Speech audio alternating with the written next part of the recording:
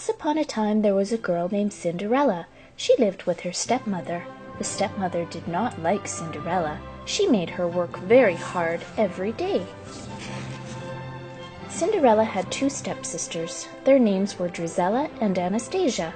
The stepsisters never had to work. They just pranced around the house in their fancy dresses, and they always made fun of Cinderella because her dress was so plain. One day a letter came to the house. "Drizella, Anastasia," cried the stepmother, "listen to this." She read the letter. It said, "The king is having a ball tonight. His son, the prince, will choose a wife. Every girl in the kingdom must be there." "Then I can go too," said Cinderella. "You?" cried the stepsisters, and they laughed and laughed. "But it says every girl in the kingdom must be there," said Cinderella. The stepmother smiled and said, "Of course you may go, Cinderella. You may go if you do your work first, and if you have a dress to wear." "Oh, thank you," said Cinderella, and she ran up to her room. Some mice lived in Cinderella's room. They were Cinderella's friends. She had even made little clothes for them. "Guess what?" she cried. "I am going to a ball at the palace." "Hooray!" cried the mice. Then she showed them an old dress. "It just needs a little mending," said Cinderella, "and maybe a sash and some beads to make it pretty."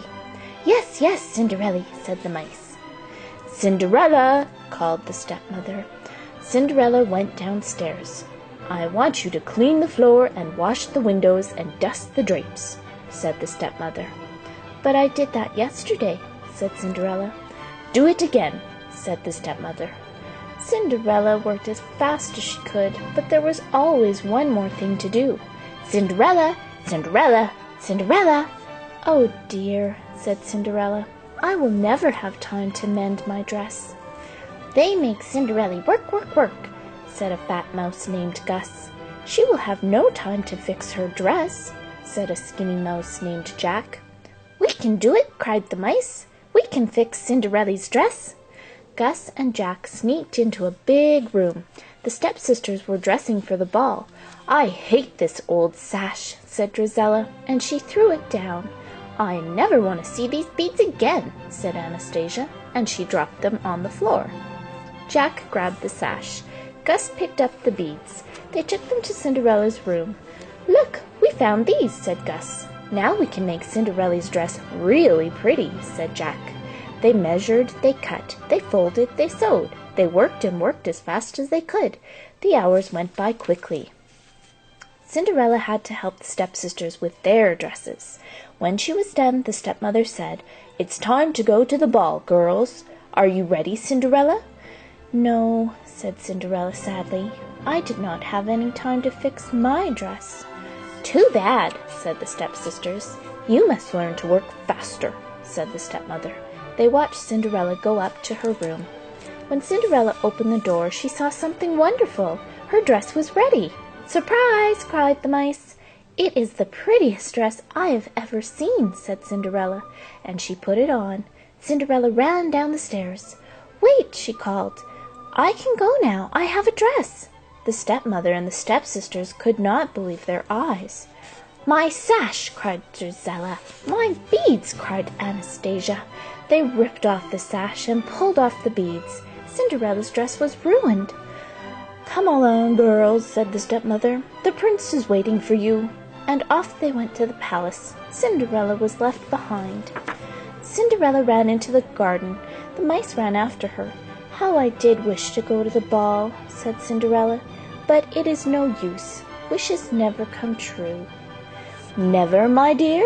said a voice. Cinderella looked up. There was a little woman with a wand. "I am your fairy godmother," she said. "I am here to give you your wish." "Now let me see," said the fairy godmother. "I need a pumpkin and a horse and a dog. What luck! They are right here. And yes, I will need some mice." When the mice heard this, they began to run, but the fairy godmother stopped them with her wand. "Now for the magic words," she said. "Bibbidi, bobbidi, boo." She waved her wand. The pumpkin turned into a coach, the horse turned into a coachman, the dog turned into a footman, and the mice turned into white horses. "Now hop in, my dear," said the fairy godmother. "But my dress," said Cinderella. "Oh, my!"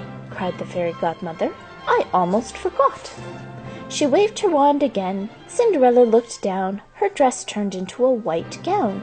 Her shoes turned into glass slippers. "Oh, thank you," said Cinderella. "Now hop into the coach," said the fairy godmother. "But remember, all the magic ends when the clock strikes 12. "I won't forget," said Cinderella, and off she went to the palace. At the ball the king was complaining. "The prince has met all the girls in the kingdom," he said, "and he has not found one he likes." "Give him time," said the Grand Duke. "He has had enough time," cried the king.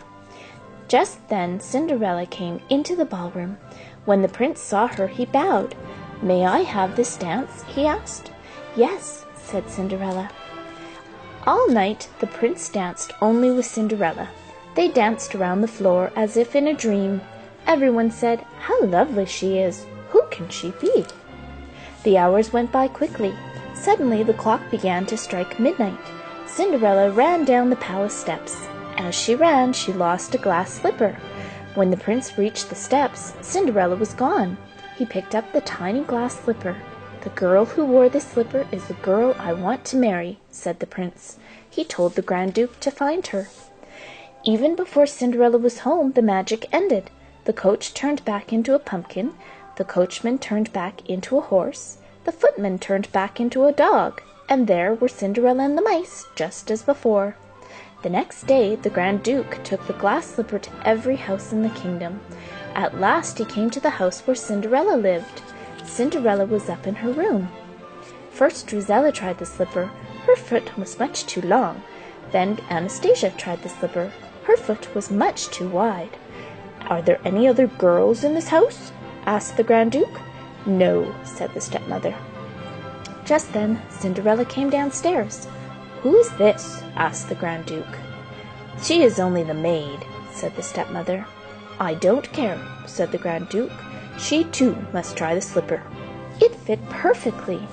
Then Cinderella reached into her pocket and pulled out the other glass slipper.